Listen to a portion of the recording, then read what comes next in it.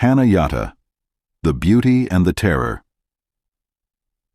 Through her own visual language, Yata explores the interconnectedness of all living things in her surreal, fantastical paintings. Yata is one of the most interesting of the American sci-fi painters whose refreshing work fills one of the most dynamic bubbles of the art of our era. Her brilliant figures, her flora and fauna, are filled with the excitement and pleasure of inspired art and record the liberation of a lively mind, freed from the restraint and regulation of religious dogma. Yata's images are spectacular displays of virtuoso painting, filled with vibrant and relevant decoration and strongly grounded in convincing observation of reality. She imagines sensual feminine figures, tattooed, painted, and ornamented, transformed by tribal masks in the wrap and wreath of sinuous plants and tumbled creatures. The imagery is far from the austere puritanism of her childhood, which was dominated by the strict conventions of her family's faith in the doctrines of an apocalyptic American sect of fundamentalist Christianity. Her thoughts fractured her sentences a little as she described her experience. She said, I grew up as a Jehovah's Witness, based on the Christian idea of a father figure, white-bearded guy in the sky, and for me leaving that religion, I went atheist for a while. Then I was figuring out my way through my art. There were serious consequences to her departing the ranks of the believers, which closed tightly behind her. Jehovah's Witnesses follow the tradition of shunning anyone who has the audacity to find other paths, and Yata's mother chose faith over family and spurned her daughter.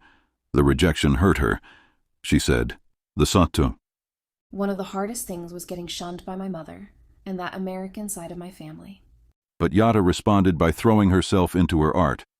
She mastered the techniques and discipline of highly skilled representation and moved from Georgia to a crumbling neighborhood of disintegrating red brick warehouses in Bushwick, Brooklyn, where her friends formed a bohemian and close-knit community of exceptional figurative painters, among them the virtuoso mannerist Adam Miller, the anthropomorphic pop surrealist Jean-Pierre Arboleda, the gilded and romantic figurative painter Brad Kunkel, Baroque Nicola Verlato, Shakespearean Maria Crane, and the eco-animist Martin Whitfuth. Among these superb painters she learned that the figure was wonderful, and woman was a goddess, that nature was sublime and spirited, and mastering technique was a sacred task. These priorities contrasted sharply with the ideas of her past. From the millenarian Jehovah's Witnesses, she had learned that women and nature were fundamentally flawed. She said, They teach that this earth is something that passes away, and that matter is something that is flawed and renounced by God, and that it is doomed, and everything is going to be destroyed in Armageddon, and that this earth isn't worth living for, and that the heaven or the paradise is what you're searching for. And it's preaching that this earth isn't worth fighting for, and that there's no divinity left. So, for me, it was leaving that and reconnecting with a purpose in life and seeing so much beauty in the world as it is, seeing nature and quieting my mind and understanding the world in a different way than that it's doomed, and you should just work toward heaven. She responded by painting huge canvases filled with animals and foliage, butterflies and birds. Her painting, In the Valley of the Moon, is packed with the sensual and eternal energy of life, an Edenic paradise of fertility and fundamental freedom, with the shining moon mother glowing in the center. Yata soon began painting masked nudes of women, as fecund and fulfilled as the sacred source of preternatural life and love spilling from the ancient world into the present. She painted the goddess, for herself and for all women, seeking the divine spirit of antediluvian myths of creation and chaos. She said, When you look at a lot of different native or tribal beliefs that go back thousands of years, they see the main spirit of the earth. You could call it Sophia or Gaia. It's changed throughout every religion, but they believe it to be female. I love this way of expressing the female divinity in different forms. The goddess was not always gentle or benign. In Locke, she appeared multi-breasted, with bared and savage baboon teeth and blended DNA. Feathers and flowers garlanded her hair, and beaded hair spilled from her head. The Gorgon found her crouching on plucked birds' feet, painted in curlicues and arabesques of gold on blue skin, with cartoon clacker teeth and splashed and elongated tongue tubes of strange sea creatures emerging from behind her body.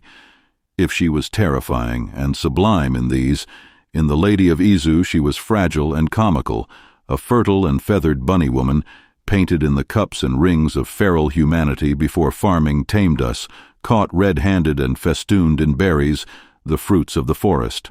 These are different facets or personalities of the goddess, of spirits, she said. I was trying to find my reconnection with the feminine again, and reconnection with myself, because it was so shamed growing up in that religion, and sexuality was so suppressed. Women themselves are demonized, especially in the congregations I grew up in. Yata knew that what her Jehovah's Witnesses described as demons were not the vibrant energies of the women of primeval myth or among her modern friends, and she embraced her atavistic roots, searching for freedom from negative doctrines about the body, sexuality, and fertility. I love playing with this pagan imagery, she said. Things I once was taught were demonic. Colors like red, women, horns, things that are demonized in Christianity but used to be sacred symbols of fecundity and worship of the earth and rebirth. I like playing with spirals and the revelation and unfolding of the body. Far from simply dedicating herself to vengeful exposures of the failures and fallacies of lost faith, she began immersing herself in the spirit and animism of her lost heritage. It didn't come easily at first. Yata recalled, I honestly was a bit scared of the Japanese side of my history. While a Jehovah's Witness, she had learned the secondary place of women. And on the other side was my Japanese history, and my mom had always told me how Japanese culture had suppressed women and how they had to walk 2 feet behind men. I was pretty scared. I started looking into tribal belief systems and native cultures, trying to figure out more of a connection with the universe, so I started researching where I resonated most, with Shintoism. Shinto was Japan's dominant religion between the 8th century and the end of the Second World War. Its adherents understood the world as an environment filled with kami, a life force present in all things. Everything had its own spirit, an energy that gave places a special resonant atmosphere and living things an enduring personality and presence that survived organic death. I'm half Japanese, she said. So for me, learning about the Japanese side of my upbringing with Shintoism and how that was a way of life in Japan for a very long time, the belief that everything has a soul or spirit, I started resonating with those ideas much more. More interested in how the old traditions rang with her and her experience than in repeating historical imagery, Yata doesn't reference Shinto directly, embracing the content, but not the form of the ancient faith, and pulling from it what applies to her experience as a contemporary American. In her paintings, she explained, It's an overall feeling that things are alive, that they have a spirit, and I've made up my own language. It all intersects with what's going on in the world right now, the beauty and the terror of it.